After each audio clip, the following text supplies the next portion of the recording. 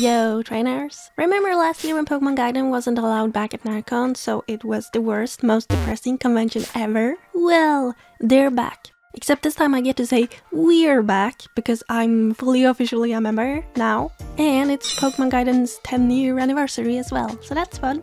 And Pokemon Gaiden only got to go back last minute after initially being declined for the second year in a row. Which is why this year, we were at such an odd location. We were in the same building as the Artist Alley house. But since that's my personal favorite place, I was perfectly fine with that. And I'm so glad Gaiden got to come back because I got to hold my own activity. I've always wanted to hold like a Pokemon design contest, and I got to do that this year, which was super fun. It had like over 100 people join, and we had quizzes that 70 people joined.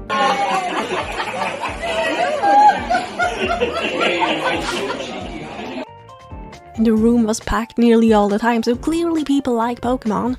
Clearly having a Pokemon room is a good idea. I have no idea why they tried to like ban Pokemon for 2 years in a row. That's so weird. But we got to come back last second this year. So I'm going to show y'all what Pokemon I caught at NärCon this year. So firstly, I caught myself a Happiny because I had a great happy time at NärCon. Like I said, I got to arrange Pokemon activities by myself for the first time ever, and they did well. They did really well. More on that later.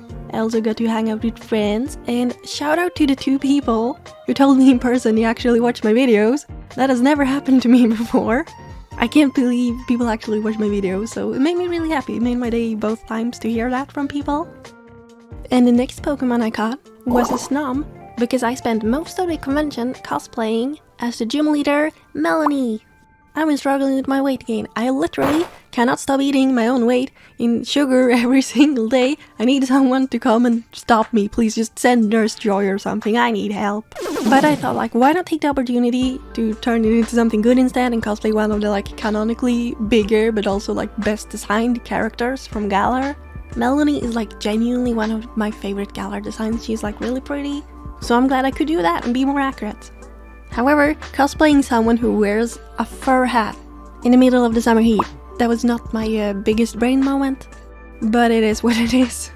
I really gotta stop picking cosplays with high heels, because my feet hurt so much. I was walking like 10,000 steps a day for 3 days straight in high heels. That is not a good idea. Don't do that. The very first day I went to 2 Pokemon meetups, and my shyness kinda kicked in, so I didn't get a lot of pictures this year. I did have a few pictures taken of me, mostly like group pictures from the meetups, and a few with a few cosplayers. I'm gonna put them up on screen, they were really cool. My favorites were the other Galarian gym leaders, of course, because then we were a little trio, Raihan and Alistair. Do we have a potion? Is there a Jenny in the house? Yeah, there's Joy. There's Joy, where are you? That is exactly what it is. And the second meetup was actually the superior one because it had like a little quiz walk. And the other Galarian trainers, they like invited me to join their team, so we had a little Galar team. It was really fun. I'm really happy they invited me, it was so nice of them. And spoiler, we did not win the quiz, unfortunately. It was fun anyway. The next trainers, I caught a Pokemon from Paldea. It's called Nacli. As you may know, it's a salt-based Pokemon, because I've got salt trainers with NärCon itself. That's right, you thought I'd make a video without complaining about NärCon? Of course I wouldn't. Always gotta complain about NärCon. If you've never worked at NärCon in any capacity, you may not know that you get free food. So that may sound like a really good thing to get free food.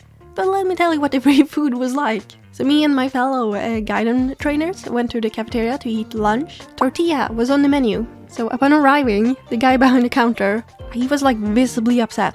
He was asking us and like the many people who came in at the same time why we were so late. Were we always gonna come in this late for lunch? He was like talking to like his fellow workers like, why are people coming in at this time? So late for lunch, like really like sort of confused and annoyed with us because we were so unreasonably late. But the time was 1:30 and the cafeteria was open until 2. So like we were well within the lunch hours. And he was acting like we like rolled in at like 5 p.m. demanding we get lunch now. Like, what? It was so weird. There wasn't really any food left at this point. And this is just day 1, they're already out of food. So we had to wait for like at least 20 minutes while they made some more food. So trainers, let me show you what my tortilla looked like.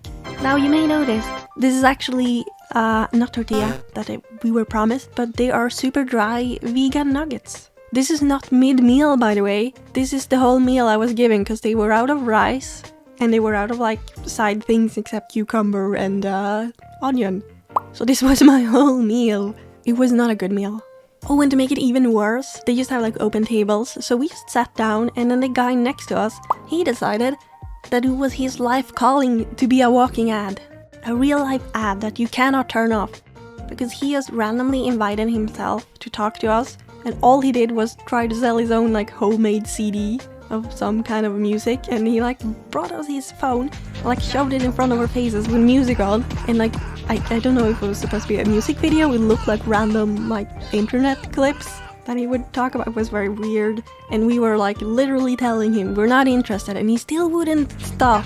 And we were trying to eat and still be somewhat polite to him. And it was a very weird meal. Oh, and keep in mind, like I said, this is not a visitor. He is a staff member. I don't know who allowed him to be staff and to bother people. It was, You know what, the free meal, it was not worth it. So I just ended up buying meals all of the other days. Free food, not worth it. Oh, and the floor was like filthy. It was food all over. Like when I was in like 6th year in school, we had better manners than people had at this convention for some reason. So yeah, that wasn't very nice. Okay, let's go back to the fun Pokemon stuff for a while. But there is more salt, so don't you worry about it. There will be more salt later. I caught a Smeargle because I held a Pokemon design contest. The theme was starters. I'm probably gonna hold more in the future because it was really popular. So yeah, starter Pokemon. I was worried not a single person would join, but by day 2, we had over 100 entries, so I was worried over nothing. And every day we picked a winner and 4 runner-ups. We weren't gonna do runner-ups, but there were so many good entries that we ended up doing runner-ups anyway, so they all got prizes. Except a few of them actually didn't never come and collect their prizes. So that's a bit sad, but I think most of them did. But let me show you the winners. So day 1, the winner was a lovely water-type shrimp. I think it's so cute, I love the little pearl it's holding. And day 2 was a fire-type, the scorpion. I imagined it was have like an absolutely sick final evolution.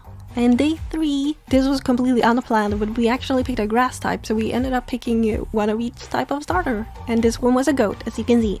This one is really great. There were so many great designs, honestly. So many cute ones, some were just like funny meme designs. And we had some like heated debates on who should win, who should be the runner-up and all of that. It was really fun.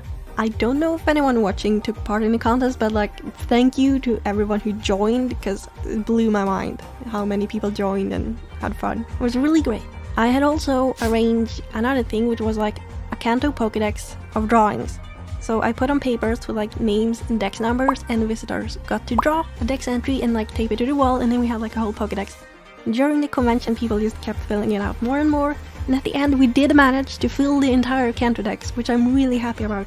So I did a little montage. Here you can see the full Pokédex from NärCon this year.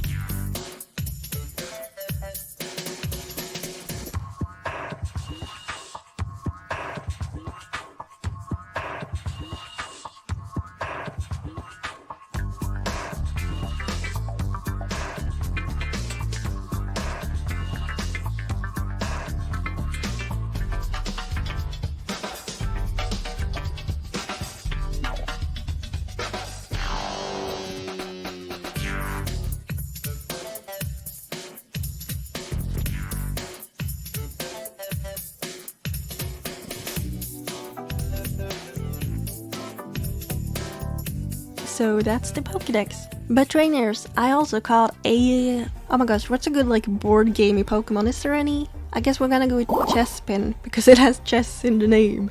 Well, I held what I call the Elite Four Challenge, which meant that if you managed to beat a member of Gaiden, just any member, in a board game, you got a little stamp on this card that I made.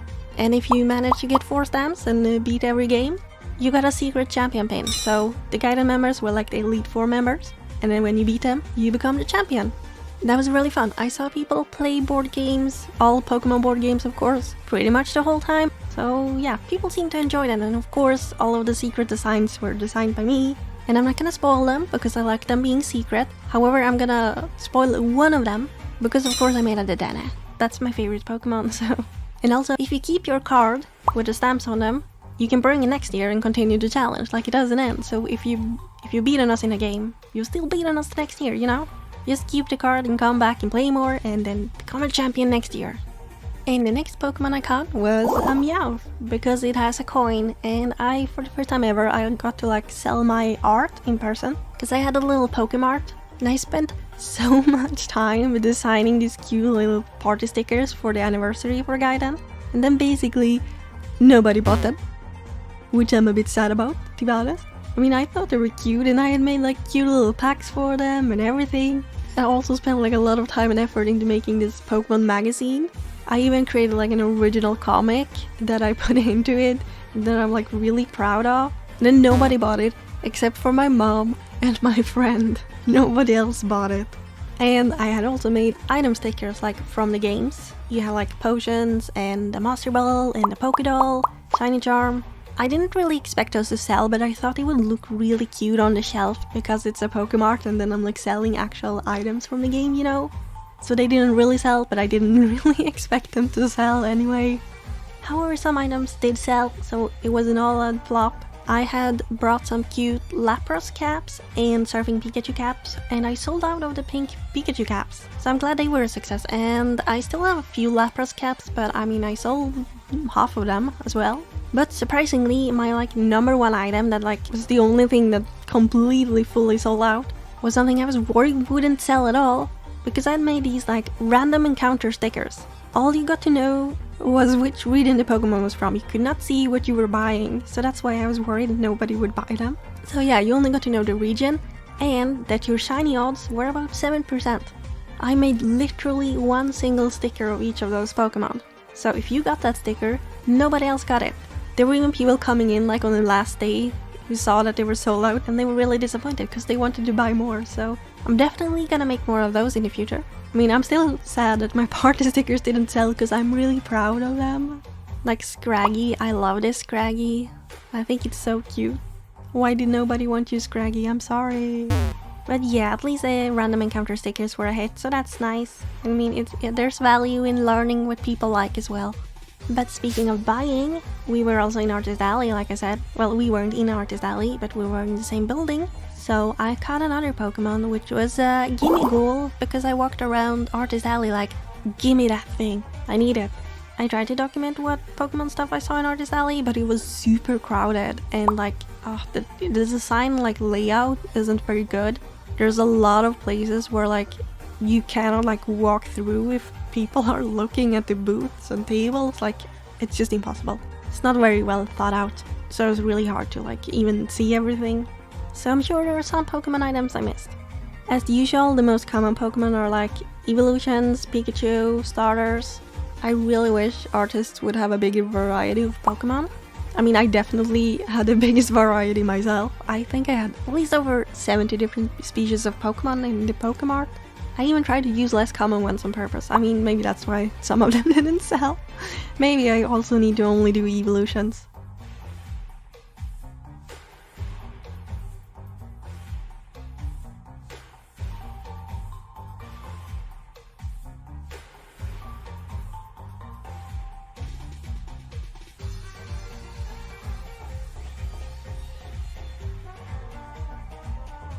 But let me show you what I bought in Artist Alley from other people.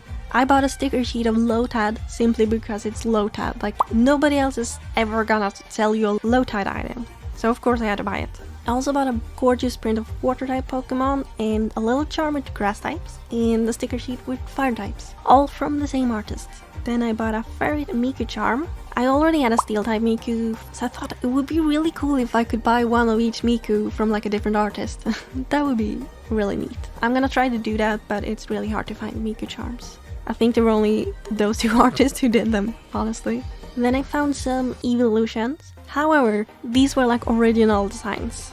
I think some of them are meant to be like mega forms. So I bought Leafeon, Sylveon and Eevee as stickers. And then I bought a Sakura Eevee charm. I thought it was an Espeon at first. I had to ask, I wasn't really sure. It was like purple, so it kind of looks like Espeon. But it's an Eevee. And my favorite was actually like a Mega Vaporeon that I already had bought like the last con as well. So now I've got two of them. Lastly, I got two clips, a Saru and Lapras. I picked those because they were like the most unusual ones out of the choices. I think they also had like starters and Vulpix. Ooh, I also got a print of Misty actually. So that was nice. We've had it far too good for far too long, trainers. Let's evolve my Knackly into Knucklestack because there is more salt. There is more salt. Okay, so first, because I was just talking about Artist Alley, let's just keep on the same topic. I was obviously working, so I was really busy, but in the last 15 minutes of the building being open, like on the last day, so after this it's just closed forever, I did a little last minute shopping round, and the whole place was super cramped and crowded, so that's why I wanted to run out the last minute, because there would be less people. Despite the fact that I was busy. But I had seen some cute Pokemon stickers and I was like, I could buy those. So I ran there and I had like my card ready to buy. I was like super ready to just like, I want this one. Here's my card. Thank you. Now I can run back like a like a quick in and out because I was in such a hurry. And these three girls, they just blocked the entire table and refused to move. They were just talking to themselves and kind of talking to the artist selling, who's just like politely sort of trying to talk as well, but they were mostly talking to themselves. And those girls literally looked at me. They saw me, they saw that I was waiting to buy, and instead of moving, they went, "Oh my god, we're totally blocking all of your table traffic right now." And then they all just laughed, and they just did not move a single inch. They just kept standing there. They kept talking amongst themselves and they were like opening things that they could just have stepped to the side and open, but no, gotta stand in front of the table, blocking all the traffic knowingly. It was so rude, not just to me, but mostly to the seller, the artist. They knowingly made that artist lose out on sales, especially because they literally looked at me and saw that I was like going to buy, when there was like barely any time left of the convention at all. Because they didn't move and because I didn't have time to stand there, I didn't end up buying anything because I was like, nah, I can't stand here, sorry. Like, the rude girls just prevented you from making your last sales. Like, sorry artist, but like, I gotta go. If those girls had a Pokemon, it would be Sarude, because they were rude. But of course those girls were just like rude, they were not the worst part of NärCon. By like far. NärCon itself and the people who run it are always the worst. So let's evolve my own Pokemon into Garganacl, the biggest salt evolution. Because NärCon has such poor safety management. They only check for tickets when you go into the gates, like when you initially go in. I am 100% confident if you sneak in without a ticket, you will never get caught. You can just enjoy the convention, honestly. I'm not saying you should, but I'm saying if people do that, I'm sure some people do, they're never gonna get caught. Because I was working, I instead had a lanyard, and those lanyards have your full name printed on them. And because I didn't want that, I went ahead and changed my name well ahead of time, like months before. Did NärCon respect that? No, they still printed my real name. And the reason I didn't want my real name for everyone to see is because I've had to deal with a real-life stalker, so I don't want my name visible to everyone. Did they care? No, they put me at risk anyway. I need like a word that's the opposite of thank you. Because that's what I feel. I'm not happy about that. Funnily enough though, my stalker doesn't know that I have a YouTube channel. I don't know how he managed to miss that, but I'm very grateful that he did. And I luckily did not see Mr. Stalker at this convention. But I'm not confident that if I saw him, NärCon would even like do anything and remove him.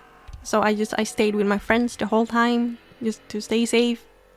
And further, NärCon also does not check for vendors if they're like legit sellers or if they're just, you know, drop you first selling bootleg stuff. And I know this is something that has been like criticized for years at NärCon, but I mean, they know about it, they just don't care. Like for example, I found this legit Bulbasaur, it's from Pokémon Center, and then in the very same basket. fake replicas with clearly a like pretend Pokemon name. So you always have to check the tags before you buy anything. Just trust no one, check the tags. Double check them. Even more serious is that NärCon also doesn't seem to care that stores or Artist Alley even most of the time show like inappropriate images, including letting people have like naked bondage art for every kid to see and like lolly content like body pillows of underage characters that clearly look like kids. Like that's just messed up, honestly. Just because it's a drawing and like not a real life photo, it doesn't mean it's suddenly okay. It's still very gross. They should just ban people who do that, but no, they don't care. Just safeguarding for kids at NärCon is virtually non-existent. Kids should go with parents at all times, because there is no safety net for them here, in my opinion. And some hot gossip from the app is that they apparently also caught a person selling like AliExpress items in Artist Alley. And instead of like making them leave, they just like made them take down a few items and then they let them stay. So they were just like left to continue selling stolen items or like bought items that weren't their own works. It's not allowed in Artist Alley. It's like explicitly not allowed. You're supposed to sell your own stuff. So yeah, I saw artists very upset about it in the app. Oh, and I also saw multiple people in the app talking about how they were not gonna like submit any negative feedback because it wasn't anonymous. And they feel really uncomfortable doing that because they're like afraid of NärCon. That they're gonna get, I don't know, banned or punished in some way for like stating actual facts or being quote unquote negative when it's just like feedback. And that's really sad that people literally find them so scary they're afraid to bring up anything negative. And also NärCon itself makes it really hard to bring up feedback. They do send out a survey. And you know when you fill out a survey and it has a little box at the end that says, what could we have done better? Help us improve. You know, they want the bad feedback so they can improve on it. That's bare minimum. NärCon does not do that. They don't even give you the option to be negative in any way. Just be happy or shut up. That's the message they're like sending. Well, I think that's enough salt for today. Overall, NärCon was super fun. I had a really great time. Always gotta bring in some salt about NärCon cause like, they kinda deserve it to be honest. But as usual, all the people, all the visitors are super great. Had a great time. Lots of fun Pokemon stuff this year. I hope I'll see everyone at the next convention as well. I'm looking forward to it. It's gonna be a lot of fun. Thank you for watching. I'll see you guys next time. Bye!